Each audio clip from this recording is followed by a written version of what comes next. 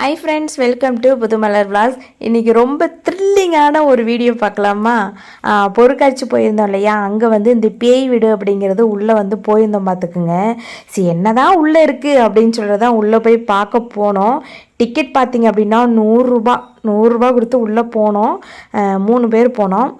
உள்ளே போனோன்னா பார்த்திங்கன்னா ஃபுல்லாக இருட்டாக தான் இருந்துச்சு. இல்லை இருந்துச்சு. என்னோட வீடியோ எடுக்கிற அந்த வெளிச்சம் மட்டும்தான் இருக்கிற மாதிரி இருந்துச்சு. போனோடனே என்னத்தையும் ஒரு மண்டை ஓடு மாதிரி மேலே கட்டி அப்படி தொங்க விட்டுருந்தாங்க. அதை பார்க்க இருட்டில் கொஞ்சம் பார்க்குறதுக்கு அது கொஞ்சம் பயமாக தான் இருந்துச்சு. இந்த ஆள் டக்குன்னு முன்னாடி வரும். நானும் பயந்துட்டேன், அண்ணன் பொண்ணும் பயந்துருச்சு, பாப்பாவும் பயந்துருச்சு. என் வீட்டுக்கார் பயப்படலை. என்ன செஞ்சார் அப்படின்னா, அவங்களெல்லாம் கிண்டல் பண்ணிக்கிட்டு இருந்தார்.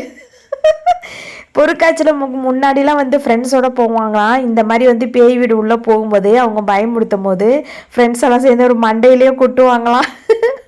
ரொம்ப பாவமாக சொன்னாங்க. பாவம் தானே, அந்தளவுக்கு கொட்டலை. இதுலேயுமே ஒருத்தர் வந்து கொட்டுறதுக்கு ட்ரை பண்ணார்.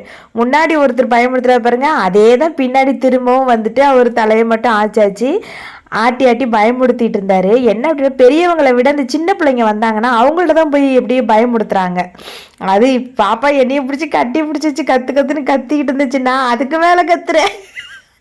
இவர் பார்த்தோன்னே என் வீட்டுக்கார் டான்ஸ் ஆட ஆரம்பிச்சிட்டாரு பாருங்க. எனக்கு அதை பார்த்து சிரிப்பு தாங்க முடியல. விழுந்து விழுந்து உள்ளே பயமாக இருக்குன்னு போனால் விழுந்து சிரிச்சுக்கிட்டு தான் நாங்கள் வெளியே வந்தோம். அந்தளவுக்கு இருந்துச்சு.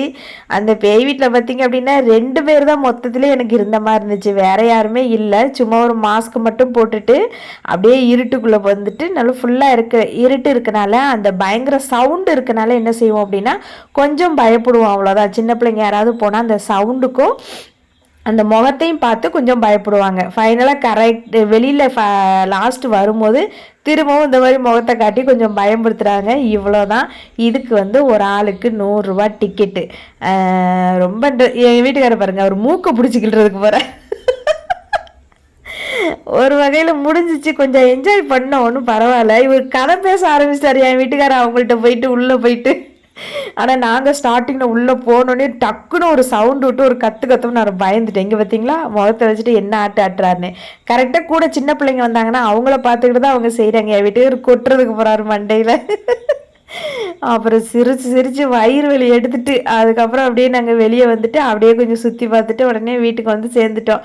இவ்வளோதாங்க இந்த பேய் வீட்டில், வேறு ஒன்றுமே இல்லை. முன்னாடிலாம் இந்த பேய் வீடு வந்து பொருட்காட்சியில் நிறைய பேர் இருக்கிற மாதிரி இருக்கும். இப்போலாம் அப்படி தான் 2 பேர் தான் இருந்தாங்க. இந்த வீடியோ பார்த்து நீங்களும் பயந்தீங்களா இல்லையா, சிரிச்சிங்களா அப்படின்னு சொல்லிட்டு கமெண்ட் பண்ணுங்கள். மறக்காமல் சேனலை சப்ஸ்கிரைப் பண்ணிக்கிங்க.